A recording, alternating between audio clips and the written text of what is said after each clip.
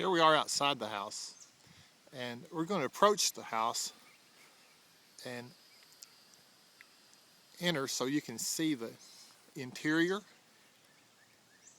course, I'm giving you an idea now, kind of the lay of the land we have around it currently.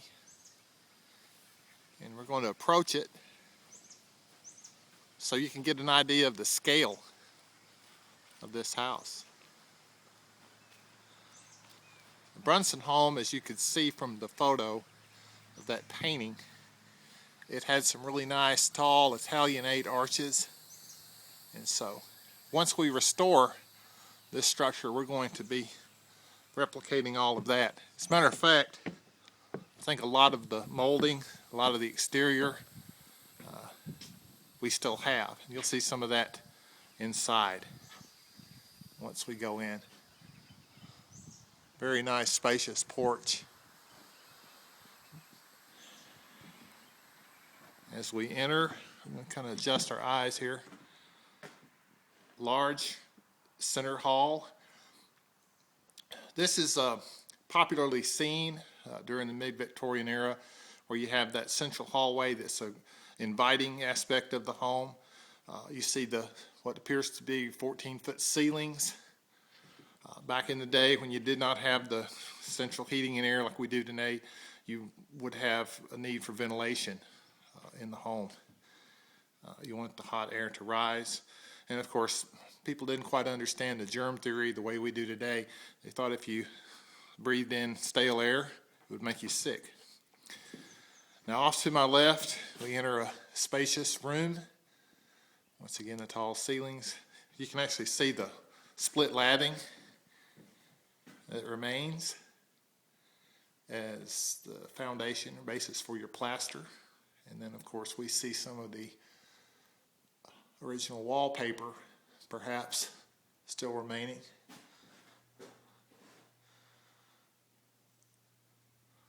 So there we have that room.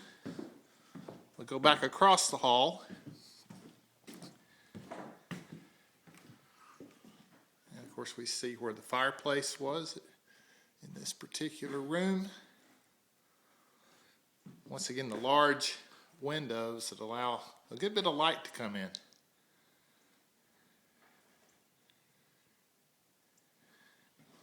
And I go back out into the central hall. And of course, as I mentioned, a lot of the original materials, if not all of it, that survived, we still have. And we'll be incorporating as much of that as possible in our project. I'm going to carefully step over this stuff. I'm going to go in this room. Once again, we see a rather spacious room. It's got a lot of possibilities. And back across.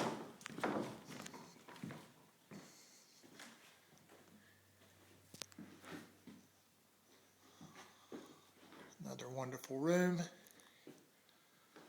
Looks like we had some built-in cabinet space here at one time. This might have been used as a kitchen at one point. Of course, that would be later on in the home's history. The original kitchen was, no doubt, detached and outside.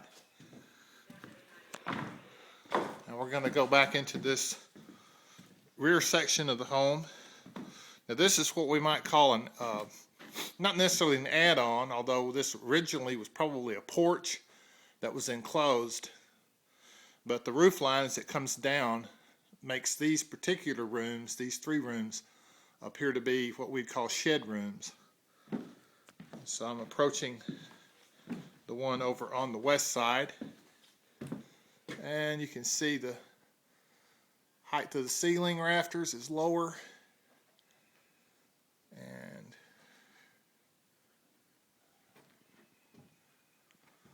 and of course we have pretty much the same thing on the other side. One of the hallmarks of these homes with the central halls and the side rooms is the symmetry, the balance, where if we have a hall, we're going to have equal room sizes off to each side of the house.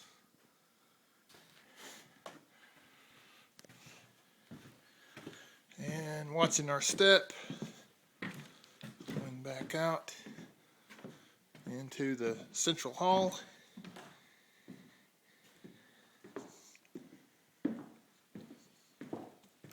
And